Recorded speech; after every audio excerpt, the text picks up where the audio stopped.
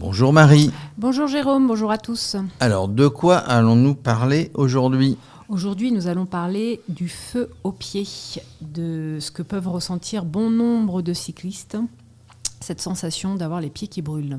Alors, justement, quelle est la cause de cette sensation des pieds qui brûlent ? Alors, le feu aux pieds peut s'expliquer par la conjonction de deux choses. Déjà, un retour veineux qui est beaucoup moins efficace. Et je dirais la surchauffe de la semelle veineuse, notamment lorsqu'il fait chaud. Alors pourquoi le retour veineux est-il moins efficace à un moment donné ? Alors, petit rappel, sans trop rentrer dans les détails, sur le système veineux. Donc, rappelons simplement que le système sanguin, circulatoire, est un système clos qui est composé de vaisseaux sanguins comme les artères, les veines, les capillaires sanguins. Et il est long d'à peu près 100 000 km. 100 000 km ? 100 000 km, tu as bien entendu. Et ce sang qui circule en fait dans les vaisseaux est mis en mouvement par le cœur qui joue en fait une fonction de pompe, si tu veux. Alors du coup, pourquoi moins d'efficacité à un moment donné ? Parce que le retour veineux, en fait, qui stimule, en fait, qui va assurer la remontée du sang depuis les membres inférieurs et supérieurs vers le cœur pour que le sang y soit rechargé en oxygène. Lorsque l'on fait du vélo et un effort intense, il est moins important. Pourquoi ? Tout simplement parce que déjà la circulation sanguine pendant l'effort s'accélère énormément, jusqu'à parfois 20 fois la norme habituelle. Et parce que, si tu veux, le contact avec la pédale n'exerce qu'une compression partielle de la semelle veineuse, contrairement par exemple lorsqu'on fait du marathon et qu'on court, on fait de la course à pied. Donc en fait ça suffit pas pour chasser le sang du réseau veineux au niveau des membres inférieurs. Donc, à un moment donné, il y a surchauffe. Donc, à un moment donné, comme le sang remonte moins, en fait, il a tendance à stagner au niveau des pieds, ce qui va provoquer un gonflement et cette sensation d'échauffement et de surchauffe au niveau des pieds. En plus, à cette surchauffe qu'on va dire anatomico-fonctionnelle, si tu veux, va s'ajouter un autre dysfonctionnement parfois, notamment quand il fait très chaud, c'est le phénomène un problème au niveau de la thermorégulation des pieds. Donc, surchauffe aggravée par quelques phénomènes. Alors, la surchauffe, la thermorégulation du pied qui fonctionne mal va naturellement accentuer cette sensation de brûlure. Et il y a des facteurs aggravants. Alors, ils sont nombreux, ils sont variés, ils dépendent des individus. Mais notamment, donc il y a par exemple au niveau du matériel, si on a des chaussures qui sont mal adaptées, trop serrées, si on a une mauvaise position du pied sur la pédale, ce qui va pouvoir ralentir, voire bloquer le mécanisme de la semelle veineuse. Une mauvaise position assise, lorsqu'on est mal assis, on va pouvoir provoquer une compression de la veine cave qui, elle, normalement, cette compression va ralentir le retour veineux aussi.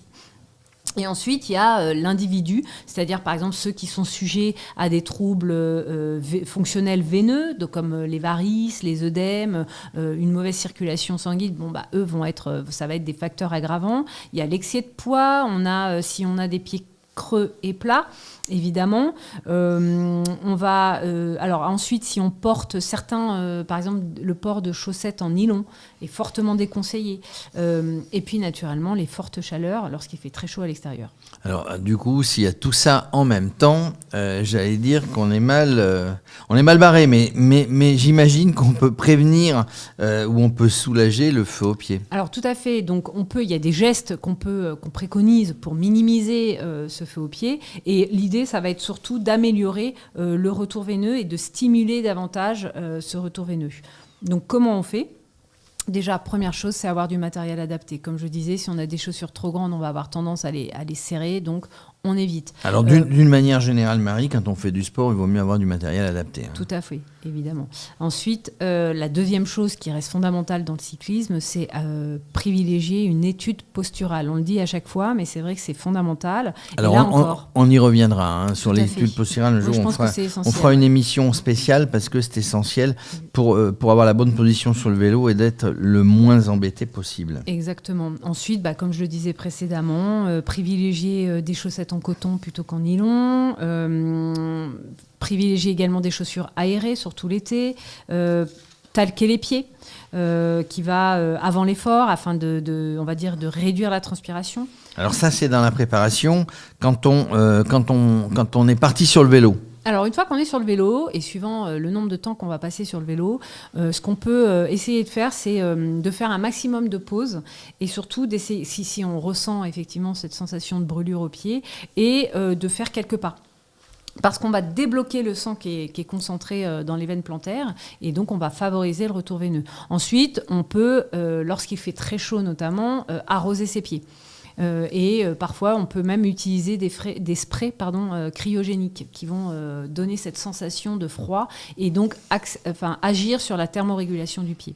J'ai vu sur des courses ultra-distance des coureurs, des compétiteurs, des femmes, des hommes qui s'arrêtaient près d'une fontaine et qui trempaient ou près d'une rivière, d'une petite cascade, qui trempaient leurs pieds dans l'eau froide. Oui, c'est vrai qu'on le voit souvent, notamment sur le Bikiman, on voit les coureurs se tremper, voire même carrément se baigner, mais souvent, en tout cas, tremper leurs pieds. Et ils ont tout à fait raison, puisque généralement, lorsqu'il fait très chaud dehors, ça leur permet de récupérer une thermorégulation plus, je dirais, normale. Alors du coup, pendant la sortie ou pendant la compète, donc on fait tout ça. Après la sortie, est-ce qu'il y a des choses à faire ? Alors après la sortie, une fois qu'on a fini, ce qu'on peut faire, c'est après la douche, passer les jambes à l'eau froide. Ça, c'est pas mal. Surélever légèrement les pieds, donc mettre un petit coussin lorsqu'on va se reposer ou lorsqu'on dort, sous le matelas ou sous les jambes. Se faire masser. Pour rétablir la circulation, c'est ça ? Pour récupérer davantage. Et puis, parce qu'en massant, on va venir compresser les jambes et donc réagir, je dirais, et réactionner tout ce qui va être drainage lymphatique, stimulation des échanges, circulation veineuse, etc.